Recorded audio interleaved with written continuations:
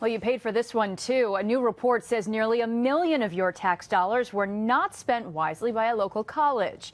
The state controller's office is out with a new report saying that UAlbany approved questionable salaries for employees on sabbatical and on paid leave.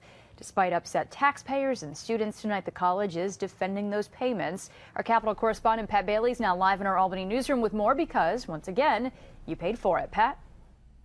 Yeah, Dory, despite a 22-year warning by the controller's office, it appears some professors and salaries walked out the door at UAlbany, and in some cases, neither one returned. And tonight, taxpayers and students paying tuition there say that's a shame. This controller's report shows more than a dozen UAlbany employees were paid a questionable salary for sabbaticals and leave. For example, it says one employee left, found another job, and never came back or paid the money given to them back. Another was given a full salary as an incentive, despite what's supposed to be a 50% maximum. And one employee was said to have taken $57,000 knowing they were never going to return to the college. Is that free money? I don't know if it's free money, but it's money that in this tight fiscal environment we would say was not appropriately used. Some students paying for summer school in Albany agree. That comes out of my pocket, so I'm not a happy camper with that. You feel like that was a waste of money? Yeah, I do. Definitely, yeah.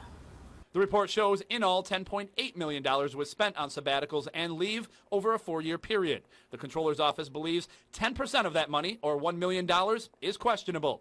And it is not the first red flag. The report says SUNY was warned of this 22 years ago. What's your initial reaction when you hear that? It's disturbing. It's just another waste of money that, we spend a lot of money to live in Gilliland here and a bunch of other places, and doesn't make me happy at all. Oh my God, it's government at its worst.